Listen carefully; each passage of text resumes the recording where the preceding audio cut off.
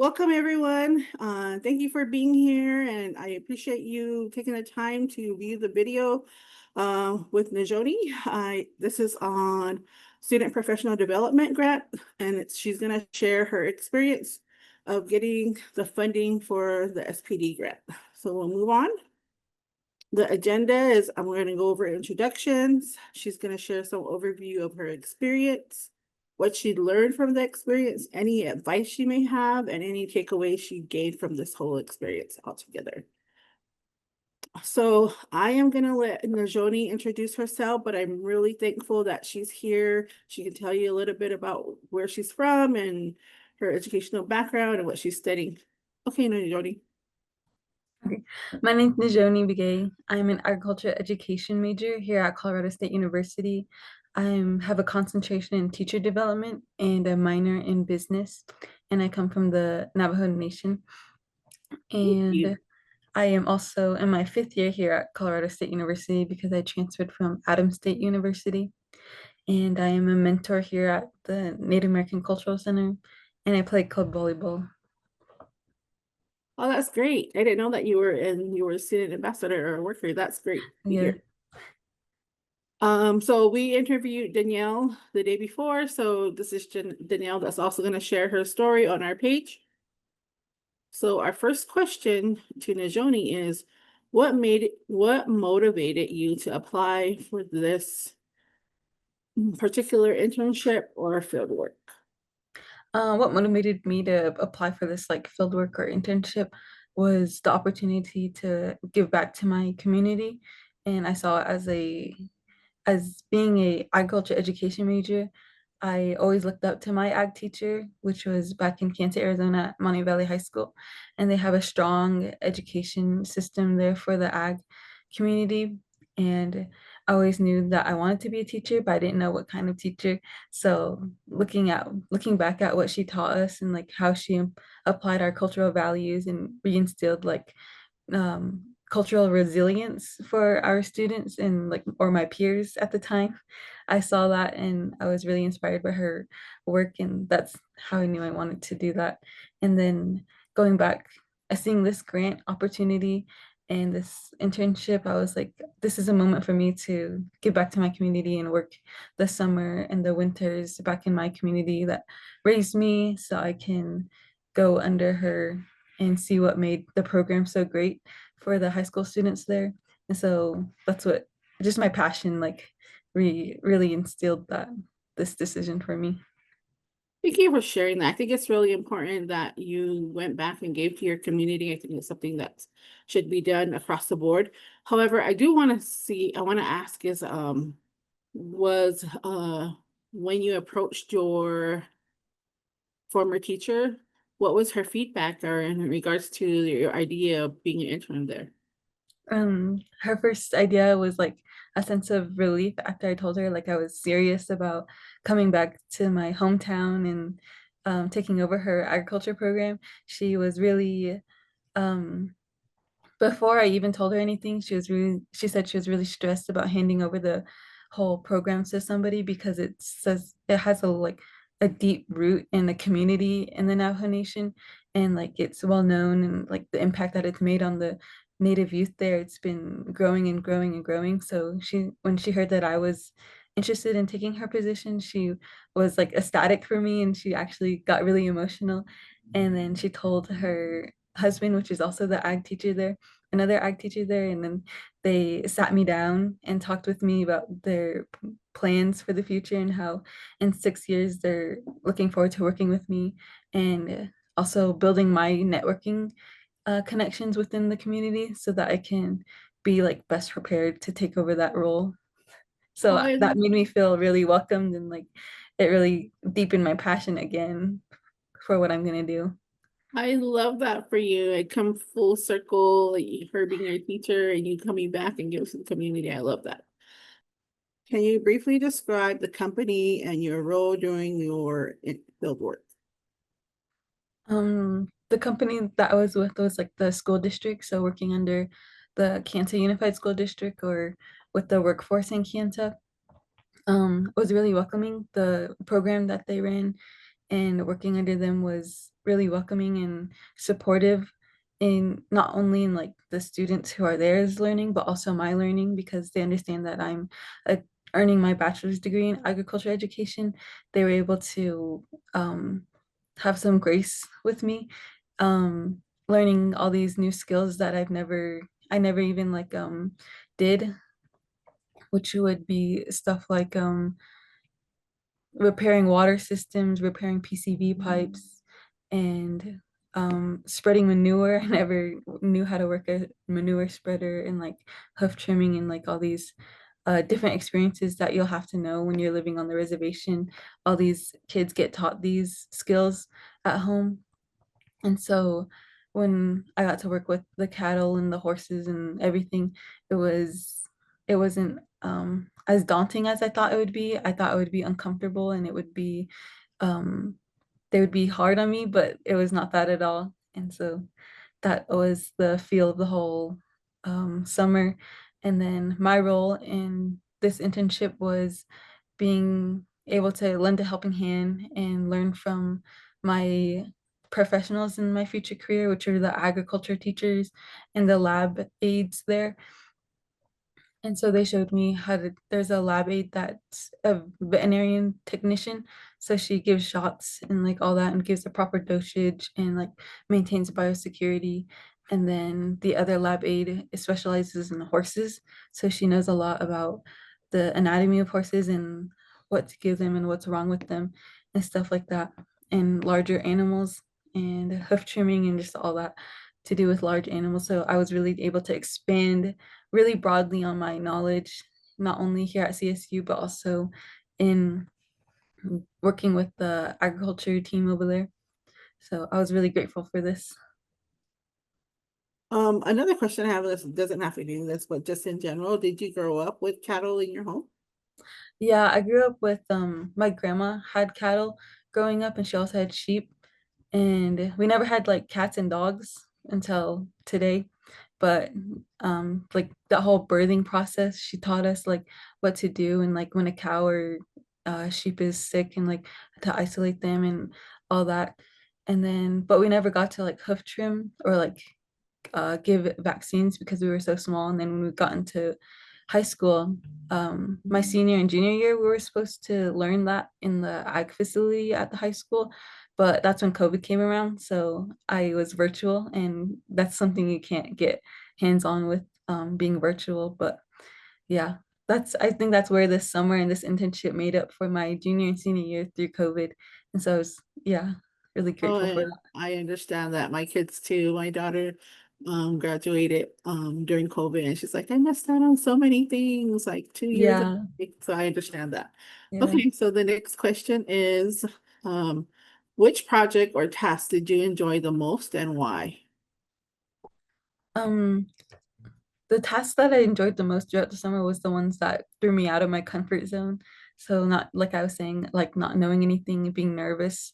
When I walked in there the first day, I was like, oh, they want on the list of stuff to do. It was like um land, like repairing stuff around the land lab and like welding and like fixing trailers and stuff like that. I was like, I have no idea how to do any of this. And so when I got to working with the lab aides, they were very like supportive and reassured me that and they had patience with me. So I got to do like plastic welding and repairing trailer tire bearings and then like re-greasing the chutes for the that hold the cattle and the horses and then assisting in like the hoof trimmings and repairing the PCV pipe, like I was saying, and then the manure spreader, and then running papers for a rodeo was one that I got nervous for, but it wasn't that bad. It was actually really fun and a good experience turned out for all of those. And so that's stuff that I can use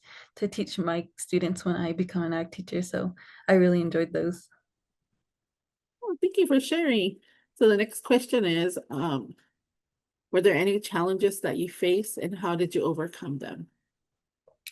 Yeah, the challenges that I faced was time management. I didn't know how to handle my time in the beginning of the summer. I was taking two college courses, which was chemistry and intro to business finance, and that was the last class I needed for my business minor. And I ended up getting A's in both of those classes, and but managing my time over two classes, then working, and then taking care of my family and my little brother and my niece, and then also making sure like the livestock's fed and like hauling water for them, and just taking the time for family as well. And playing volleyball was a lot out of me. Like you can only pour so much. And so there's definitely moments that I was struggling, but then I reached out for help and asked my mom like what am I what can I do better and stuff like that. So asking people and adults around me and peers how I can better manage my time was very helpful. And I got the hang of juggling all of those things and was able to enjoy my summer and still keep building on every one of my aspects that I was like trying to focus on, which was like school. And so it turned out to be really a successful summer and productive summer. Oh, that's good to hear. I definitely think time management is something that any college student has to learn how to manage. It's different and becomes a priority. And I'm going to tell you now, when you're done, you're going to be like, what did I do with my time? Because your time is so precious when you're in school and you're like focused on what needs to get done. I know when I did, I was like, I have so much time on my hands. This is Yeah, strange. yeah. It's- The next question is, how has this internship or field work influenced your career goals or your academic direction? This experience throughout the summer has deepened my passion for pursuing my career in agriculture education. I seen so many like hidden sides you don't see as a student from like the education system. I saw how much passion these educators still have and how much time and effort and like what sacrifices they're making every day to teach these students and put their best foot forward. And it just made me like realize like this is really what I want to do. Like I didn't step back in any way. None of this like um push had any pushback. I was like, okay, I went into like every day, like, okay, this is what I have to do. And like it showed me um it really like took down the covers of everything for me. And I was like, okay, this is what I need to prepare for. And now I know in my future what to prepare for. Do you plan on continuing your education after you get your bachelor's degree? I've gave some thought about getting my master's degree, especially in agriculture education, to be like CTE, career technical, like certified. So I've given it some thought, but I'm not fully sure. I'm like 60-40% on that. Yeah. Okay, that's good to know.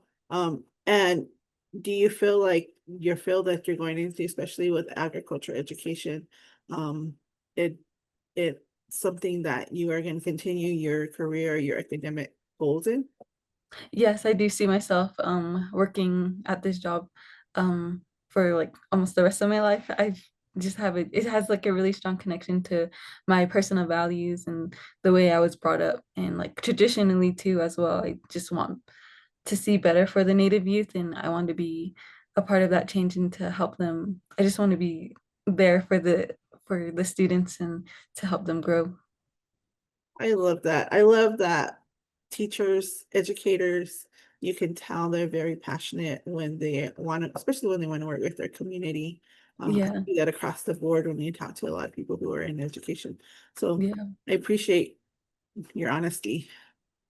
Any advice that what advice would you give to students preparing for this, a similar internship or field work, or any advice even just applying for the SPD grant?